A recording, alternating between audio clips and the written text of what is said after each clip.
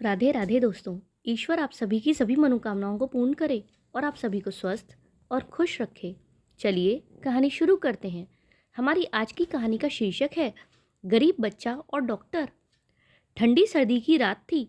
हल्की हल्की बूंदाबांदी हो रही थी और हवा इतनी तेज थी कि हड्डियों तक ठिठुरन महसूस हो रही थी।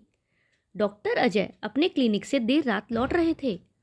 उन्होंने अपनी पूरी जिंदगी लोगों की सेवा में लगा दी थी, लेकिन उनकी आंखों में अब भी एक अधूरी तलाश थी, क्योंकि जितना वे लोगों की सेवा का भाव रखते थे, उतना ही उनका परिवार मतलबी था। उनकी पत्नी का देहांत हो चुका था और उनके दोनों बेटे और बहुएं सिर्फ उनकी जायदाद से मतलब रखते थे। खैर, वो अभी क्लिनिक से थोड़ा दूर ही आए थे कि रास्ते में उनकी नज़र फुटपाथ पर पड़े एक छोटे लगभग 8-10 साल के बच्चे पर गई। उसका शरीर ठंड से कांप रहा था और वह सिकुड़कर सोने की कोशिश कर रहा था। उसके कपड़े मैले और फटे हुए थे, पैर नंगे थे और भूख से उसका चेहरा सूख चुका था। डॉक्टर अजय की कार अपने आप रुक गई। वे बाहर निकले और बच्चे के पास पहुंचे। बोले, बेटा, यहाँ क्यों लेटे हो? उन्होंने धीरे से पूछा था। बच्चा डरकर उठ बैठा। उसकी आंखों में बेबसी थी, लेकिन एक उम्मीद भी झलक रही थी। वह बोला, मुझे भूख लगी थी और बहुत ठंड थी। मेरा कोई घर भी नहीं है, इसीलिए यहीं सो गया। डॉक्टर अजय का दिल पिघल गया। उन्होंने झट से अपना कोट उतारा और बच्चे को उड़ा दिया। फिर उन्होंने उसे कार में बिठाया और पास के एक ढाबे पर ले गए। जब खाना आया तो बच्चा भूख के कारण उस पर टूट पड़ा। वह इतनी जल्दी जल्दी खा रहा था मानो हफ्तों से कुछ ना खाया हो। डॉक्टर उसे ध्यान से देख रहे थे। खाने के बाद उन्होंने पूछा, तुम्हारा नाम क्या है और तुम्हारे माता पिता कहाँ हैं? बच्चे ने सिर झुका लिया और आहिस्ता से कहा, मेरा नाम मोहन है। माँ कुछ साल पहले गुजर गई थी और अब पापा पता नहीं कहाँ चले गए। मैं बिल्कुल अकेला हूँ। मेरे पास मकान मालिक को देने के लिए किराया नहीं था, तो मकान मालिक ने भी मुझे घर से निकाल दिया। अब मैं बिल्कुल अकेला हूँ। डॉक्टर अजय की आंखें नम हो गईं। उन्हें अपना बचपन याद आ गया। वो भी गरीब थे, लेकिन किस्मत से उन्हें पढ़ने और आगे बढ़ने का मौका मिल गया था। डॉक्टर अजय ने मोहन को अपने साथ घर ले जाने का फैसला किया। उन्होंने उसे नहलाया, साफ कपड़े पहनाए और उसके सोने के लिए एक गर्म बिस्तर दिया। वह पहली बार इतनी आराम से सोया था। अगली सुबह जब डॉक्टर अजय ने अपने परिवार को मोहन के बारे में बताया, तो उनके दोनों बेटे बहुएं नाराज हो गए। बड़ी बहू बोली, आप अनजान बच्चे को घर क्यों ला रहे हो? हम पर बोझ डालने के लिए?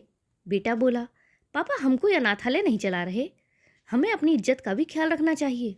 फिर छोटा बेटा बोला, अगर आप इस लड़के को पालोगे तो ये आगे चलकर हमारी संपत्ति में भी हिस्सा मांगेगा। डॉक्टर अजय का दिल टूट गया। ये वही परिवार था जिसके लिए उन्होंने पूरी जिंदगी मेहनत की थी, लेकिन उनके मन में इंसानियत की कोई जगह नहीं थी।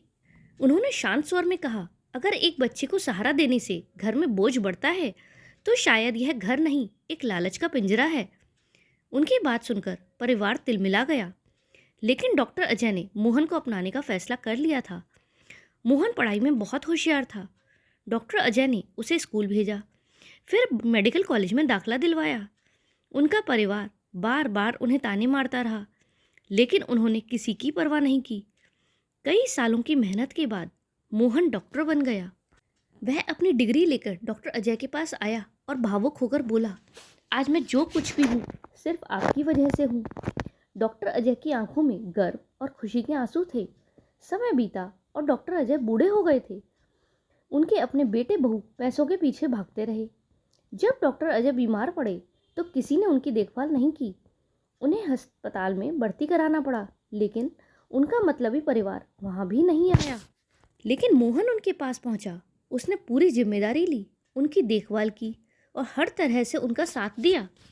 जब डॉक्टर अजय ठीक हो गए तो उनके मतलबी बेटे बहू अस्पताल आए और दिखावे के लिए बोले, पापा हम तो बहुत परेशान थे, हमें पता ही नहीं चला कि आप इतने बीमार हैं।